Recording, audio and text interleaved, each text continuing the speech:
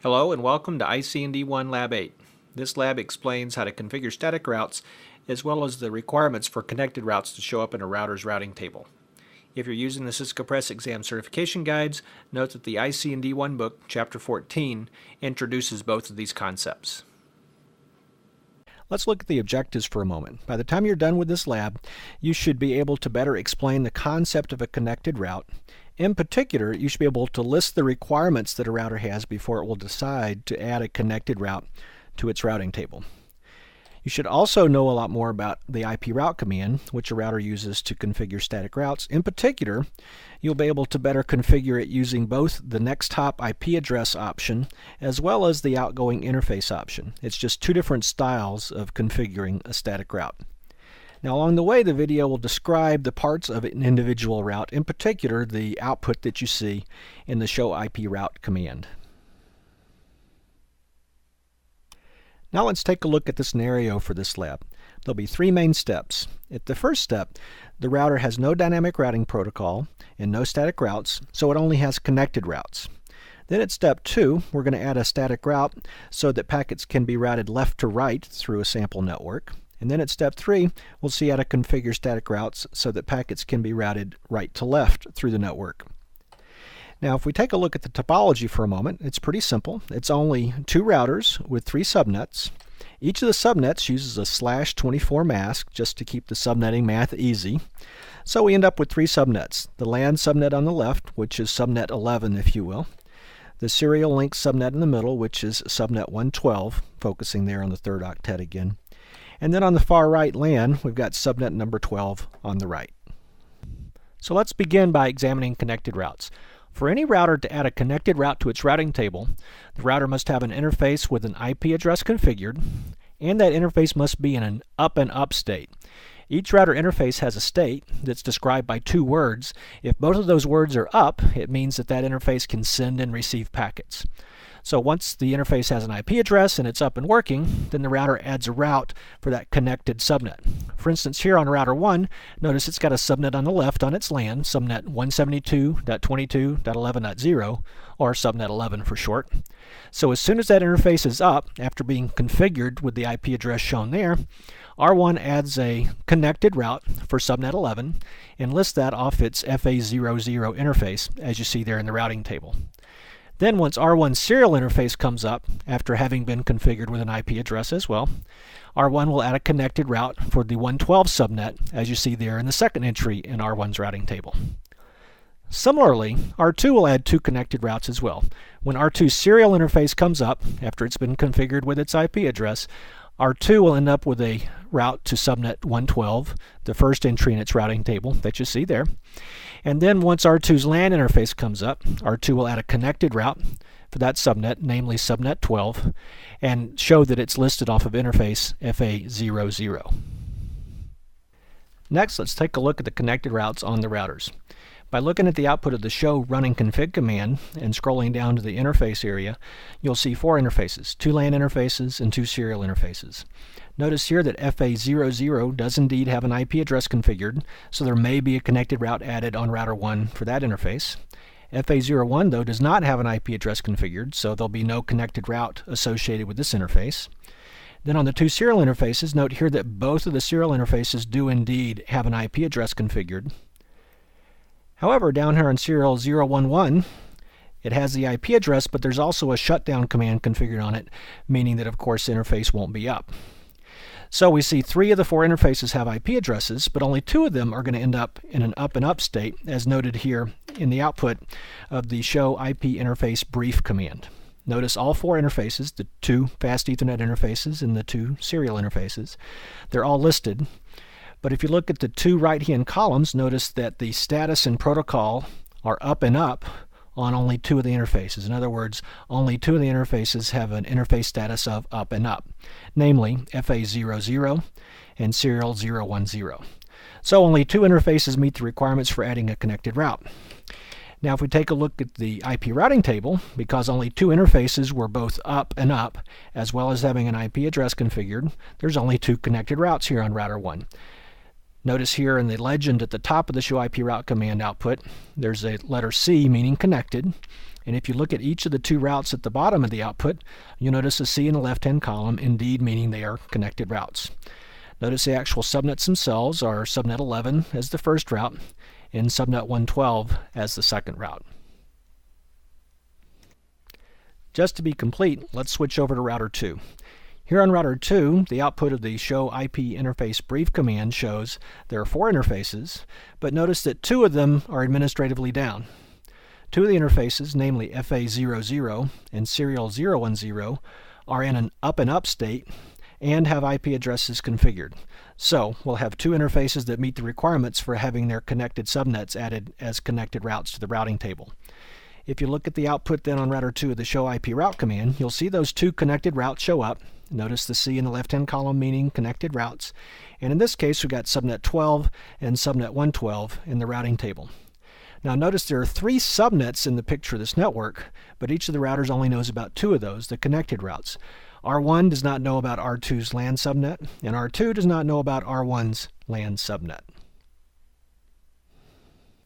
As it turns out, if PC1 tried to ping PC2 right now, the ping would fail. The reason is that there's a couple of routing problems in this network. Here at step 2, we'll take a look at the left to right packet flow, determine the problem, and fix it with a static route. First of all, thinking about PC1's logic, when PC1 wants to send a packet to a different subnet, like to PC2, PC1 simply uses its default gateway, in this case forwarding the packet over to router 1. When router 1 gets the packet that's destined to PC2, router 1 notices that it does not have a route matching PC2 as the destination address. So we'll need to add a static route as shown here. First of all, we'll add a static route that points to PC2's subnet, namely the 172.22.12.0 subnet. And we need to tell router 1 how to forward packets destined to that subnet. So we might tell the router, hey, put in a next hop IP address of router 2's IP address, namely 172.22.112.2, or we could have told router 1, oh, just send the packet out its serial 010 interface. Now once the packet arrives over at router 2 already has a connected route to PC2's subnet, so router 2 already knows how to forward the packet. To configure that route in router 1, we're going to use the IP route global configuration command. In this case, we'll use the style of IP route command that uses a next hop IP address. Now, the first real parameter in the IP route command is the subnet number, along with the subnet mask as you see here. Together they define the destination subnet. In this case, we'll plug in subnet 12, or more specifically 172.22.12.0, with a mask of 255.255.255.0, which is the subnet on the right where PC2 resides. Then we'll point to the next hop IP address. Now, from router 1's perspective, that's router 2's IP address, specifically router 2's IP address on a common subnet. In this case, we'll point to 172.22.112.2, which is router 2's serial IP address. So, moving back to router 1, notice the output of the show IP route command confirms that router 1 does not have a route to reach subnet 12. It still only has the 2 connected routes. Now if we get into config mode, type the IP route command, plug in the subnet number 172.22.12.0, followed by the mask. That of course is the subnet in which PC2 resides. And then we want to tell router 1 the next hop IP address, just like we saw in the presentation, 172.22.112.2, which is router 2's serial IP address. After typing that command, if we get out and do the show IP route command again, we notice that there indeed now is a static route added to the routing table. Note the legend at the top shows S for static, and if we go to the left-hand part of the line for the new static route, there is an S, meaning it indeed is a static route. It references subnet 12.0, and it says to get there via 172.22.112.2. The via simply means that's the next hop router's IP address. By adding the static route on router 1, we've solved the problem of PC1 getting a packet over to PC2. However, if PC1 pings PC2 right now, the ping still fails. The problem isn't getting the packet from PC1 to PC2, it's getting the packet from PC2 back to PC1, the right to left flow in this network topology. So let's take a look at the right to left flow here in step 3.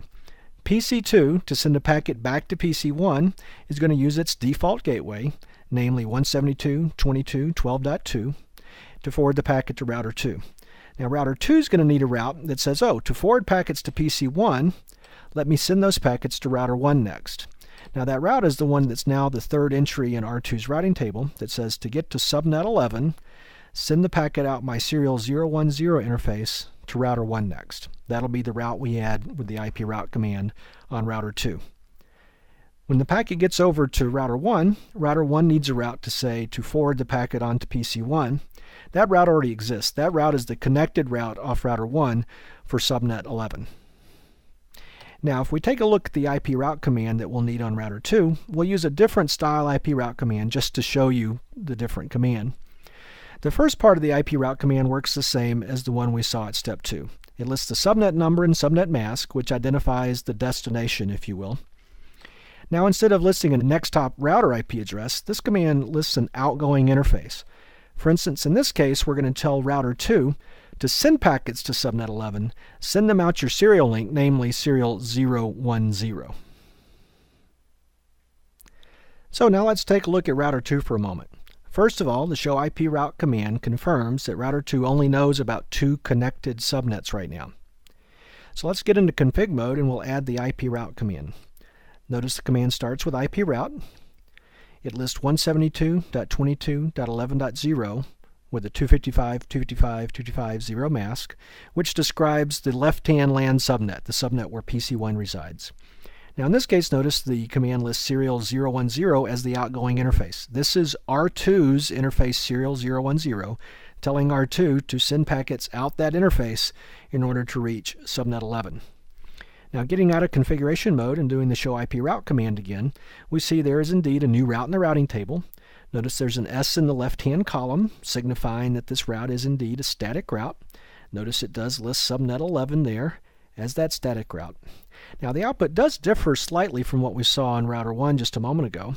Notice instead of a via followed by an IP address, it simply lists the outgoing interface, namely serial 010. It also lists this phrase that says, quote, directly connected. It's a bit of a quirk and a long story, but if you want to know if the route is a static route or not, just key on the code on the left, which of course an S stands for static, and this is indeed the static route added by the IP route command. Now at this point, because there are routes in both directions, PC1 can ping PC2 successfully. By viewing this video, you should be better able to explain the concept of a connected route and list the 2 requirements that a router has before it will add a connected route to its routing table. You should also be better able to configure the IP route command using 2 main styles, one pointing to the next hop router using the next hop IP address, and the other referencing the next router by simply referring to an outgoing interface to use to reach that next hop router. Along the way, you should have learned a lot about the components of a route in an IP routing table, so you should be better able to describe what's in a route, particularly what's in the output of the show IP route command.